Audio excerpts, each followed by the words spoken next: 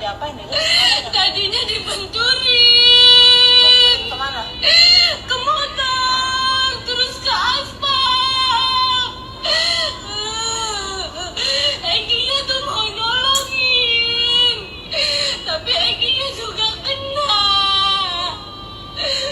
Itu tuh salah satunya ada yang suka sama Vina. Temen Enggi itu salah satunya namanya Enggi. Bener kan, jangan kasih ke kita. Namanya Enggi, temennya Enggi. 8 pelaku sudah ditangkap, sedangkan diduga 4 pelaku lagi masih berkeliaran di luar sana menikmati penderitaan Vina selama 8 tahun. Mereka bebas tanpa adanya hukuman setelah melakukan penyiksaan, penganiayaan, pemerkokosan, dan juga bully secara keji.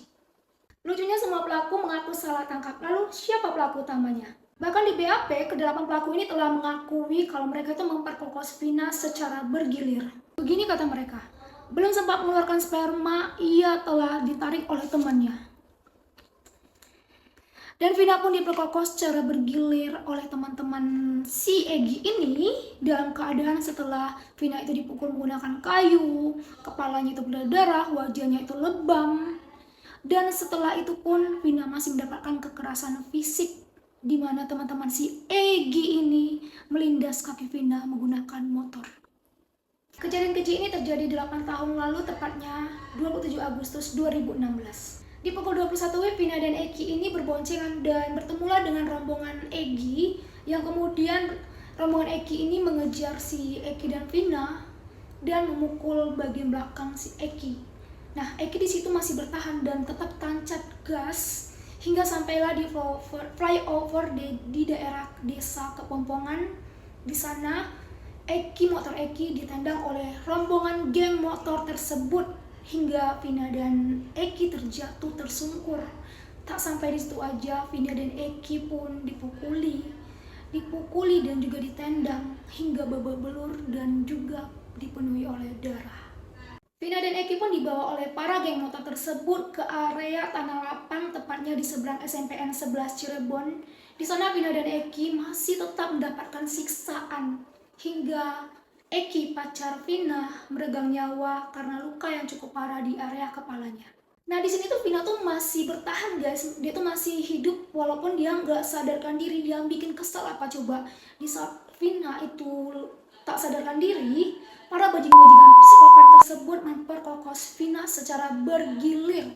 Nah, tiba-tiba Vina ini sadar dan bangun dan buka mata, melihat tuh siapa-siapa aja yang memperkokos dia, dan dia melihat ada wajah Egy. Nah, mereka tuh pada shock. Para bajing-bajingan psikopat ini pada shock, dan akhirnya Vina pun dibunuh. Pokoknya ini cerita sedih banget, guys. Sedih banget. Karena apa? Di sini tuh Vina tuh mengalami kekerasan seksual, plus juga penganiayaan, penyiksaan, dan setelah diperkokos, Vina pun tetap mengalami kekerasan fisik, di mana dia dipukul, ditendang, dan juga kakinya dilindas menggunakan motor. Bayangin, sekejam itu, sekeji itu mereka memperlakukan seorang perempuan. Nah, untuk menghilangkan bukti, para geng motor tersebut membawa tubuh Vina dan Egy ke jembatan flyover tadi. Di sini Egy itu udah meregang nyawa, sementara Vina itu dia itu masih hidup, guys, masih hidup hingga dibawa ke rumah sakit pun dia itu masih ada nafasnya.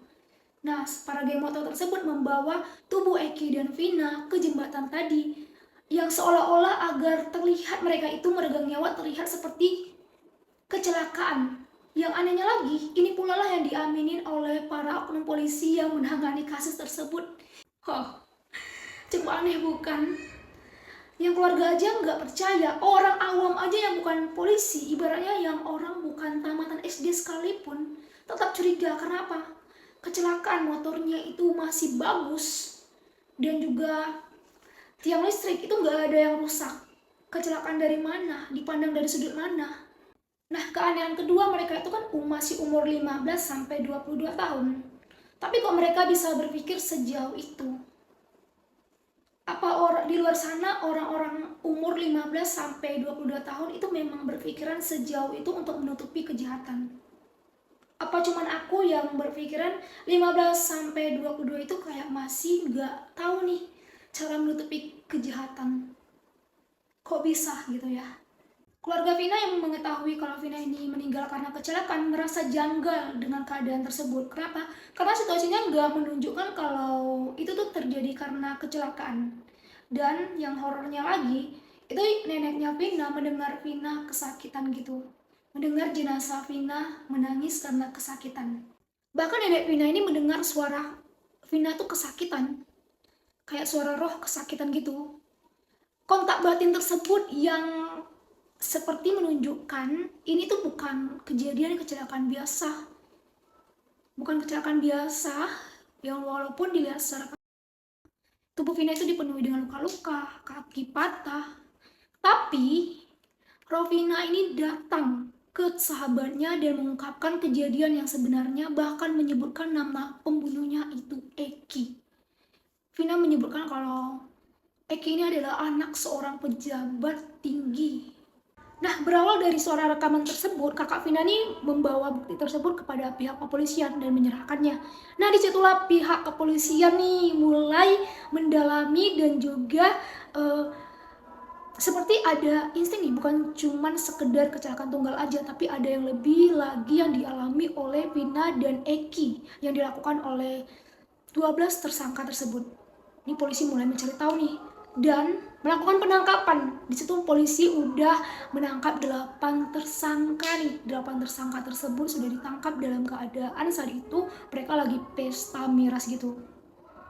Di situ mulai ada jalan nih untuk menangkap 3 atau 4 lagi pelaku tersebut.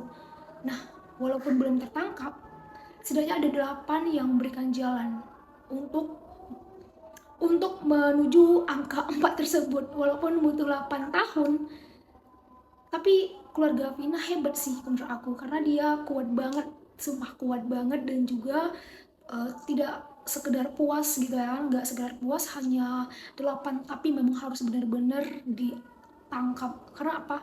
Karena yang dilakukan ke Vina dan juga Eki itu udah sangat parah menurut aku.